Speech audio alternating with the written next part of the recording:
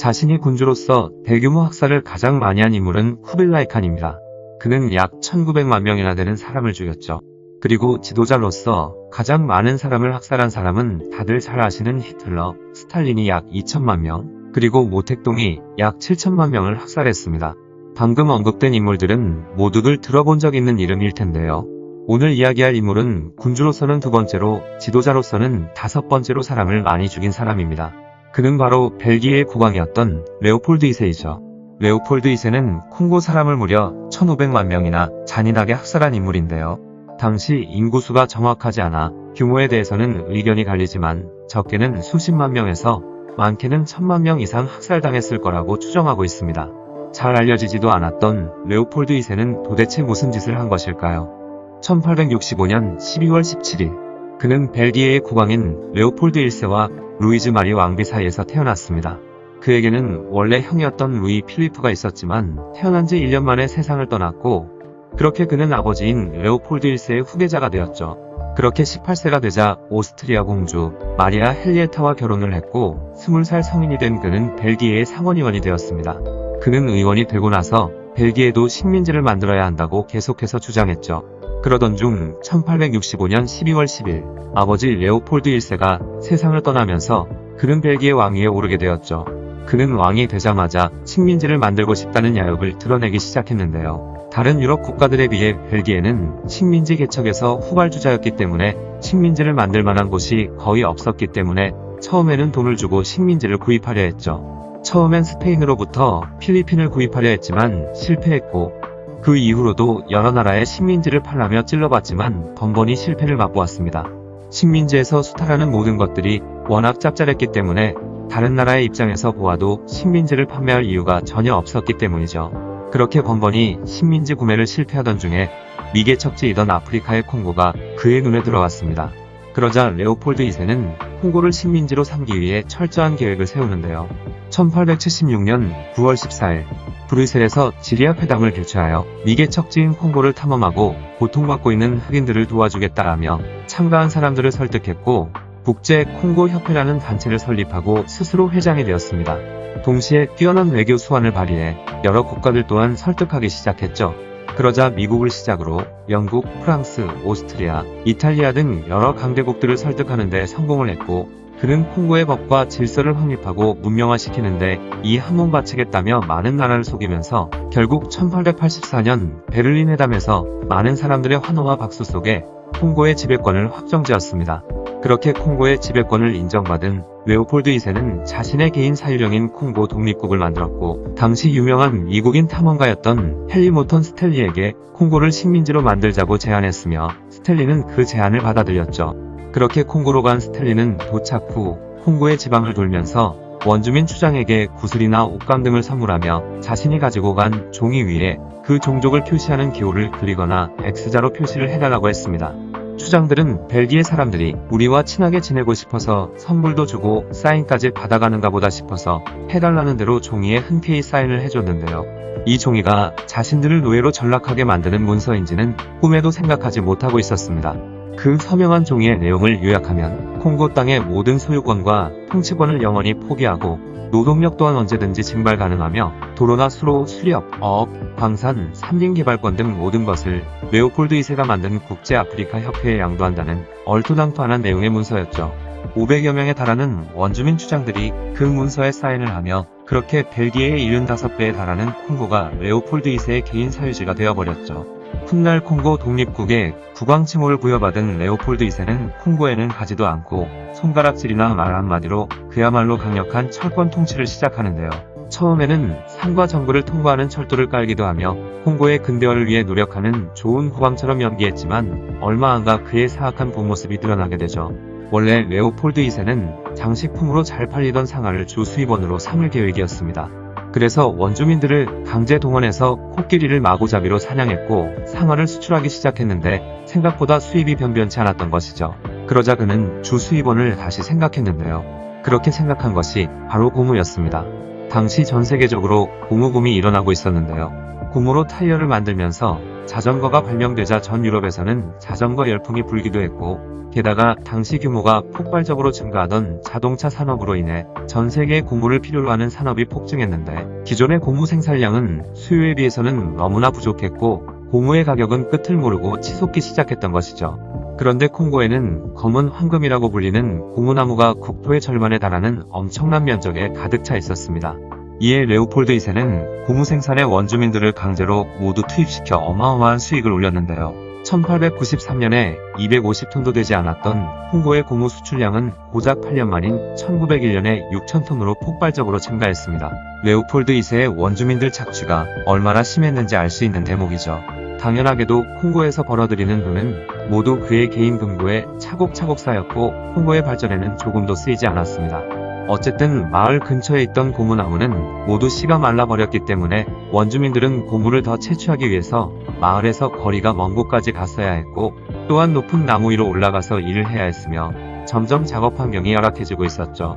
그러자 원주민들이 나무에서 떨어져 부상이 속출하기도 했고, 고무나무가 자라는 지역은 굉장히 습하거나 갑자기 폭우가 쏟아지기도 했기 때문에 아무리 체력이 좋은 사람이라도 너무나 고된 작업이었고, 슬슬 원주민들이 고무 채취 작업을 기피하기 시작했습니다.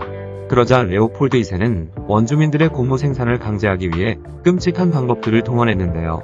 흑인 마을에 가서 여자들을 잡아 감금한 후 가족들에게 고무를 가져오면 여자를 풀어준다고 협박했습니다.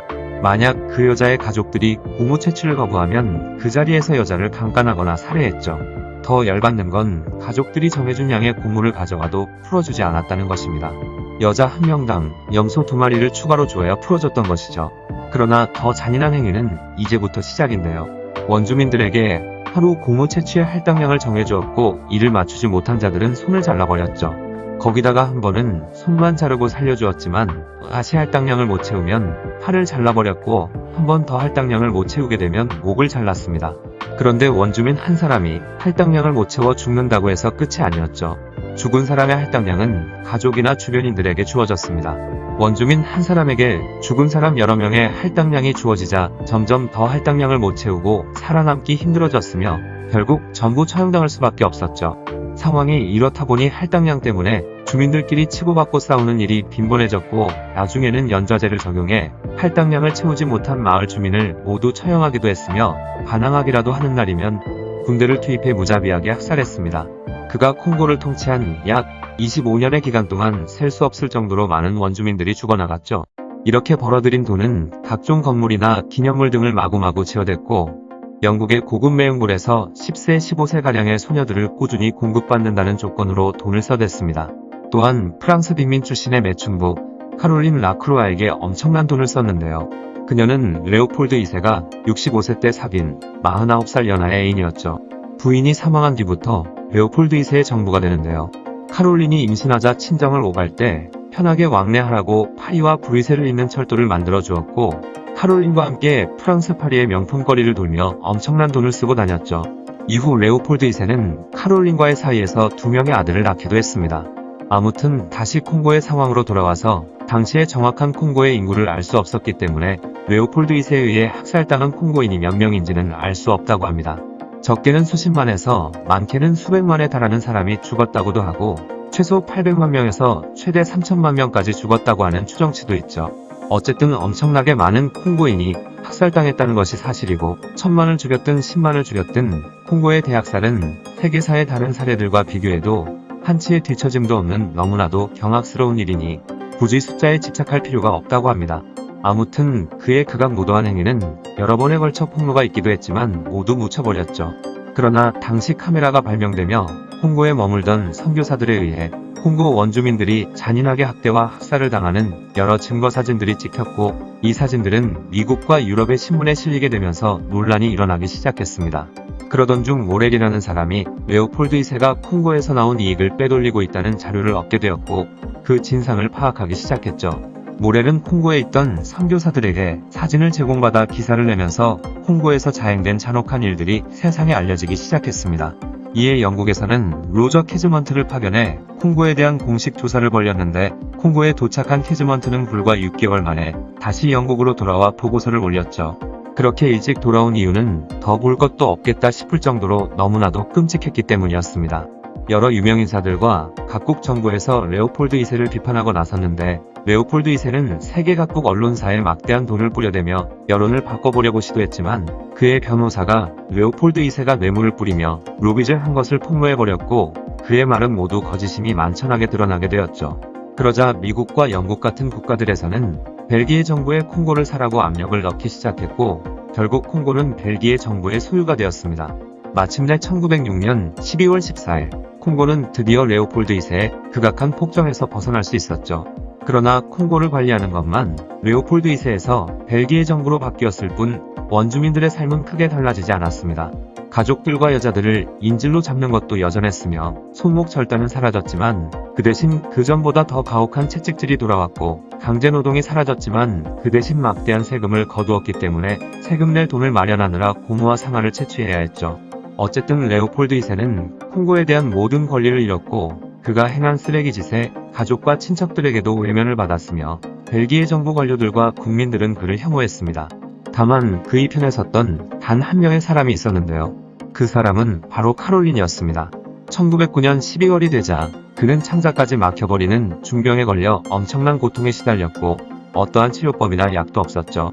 자신이 얼마 안가 죽을 거라 예감한 레오폴드 2세는 카롤린과 정식으로 결혼을 했고, 그녀에게 남작 부인이라는 자귀를 내려주었으며 엄청나게 많은 재산을 카롤린에게 물려주었죠. 그리고 12월 17일에 75세의 나이로 세상을 떠나게 되었습니다. 카롤린은 그의 임종을 지키며 그가 죽을 때 대성통곡하기도 했지만, 그가 죽은 지 1년 만에 재혼해버렸고 그와 함께 낳은 아들들도 그냥 내팽개쳐뒀다고 하죠. 그는 죽기 전 민중들에게 무슨 화를 입을지 몰라 장례를 조촐하게 치러달라고 당부했지만, 조카 알베르와 벨기에 정부는 그가 죽어서라도 국민들에게 쌍욕을 먹도록 성대하고 화려한 장례를 치르기로 했습니다. 역시나 예상대로 국민들은 크게 분노하며 추모 행렬을 기다렸다가 그의 관이 지나갈 때 온갖 욕설과 야유를 퍼부었으며 심지어 관에다가 침을 뱉고 돌을 던지기도 했죠. 그렇게 레오폴드 2세는 국민들에게 엄청난 쌍욕을 들으며 땅에 묻히게 되었습니다. 레오폴드 2세와 어깨를 대등해 하는 학살자는 히틀러, 스탈린, 모택동 정도가 있는데요. 인류 역사에 남을 만한 어마어마한 학살을 자행한 것치고 그와 비견되는 인물들과는 다르게 많이 알려지지는 않았죠. 그 이유는 레오폴드 2세가 학살을 자행한 곳이 유럽이 아닌 식민지 콩고에서 이루어진 것이고, 또한 힐러의 유대인 학살이 너무나도 임팩트가 세기 때문에 상대적으로 많이 묻혔다고 합니다. 현재 콩고에서는 그를 인간 취급도 하지 않고 지옥에서 온 악마나 원수로 취급하고 있죠. 콩고 국민들은 우리가 일본을 싫어하는 것만큼 벨기에와 레오폴드 2세를 증오한다고 합니다. 역사에 이름을 올렸던 수많은 학살자들과 폭군 그리고 악마에 비견될 정도로 쓰레기 같은 인물들은 많지만, 레오폴드 2세만큼 잘 알려지지 않았던 사람은 없었던 것 같네요. 히틀러의 버금가는 벨기에의 학살자 레오폴드 2세에 대한 이야기였습니다. 영상을 봐주셔서 감사합니다. 더 재미있고 유익한 영상으로 다시 찾아뵙겠습니다. 구독과 좋아요 꾹 눌러주시고 댓글도 부탁드려요.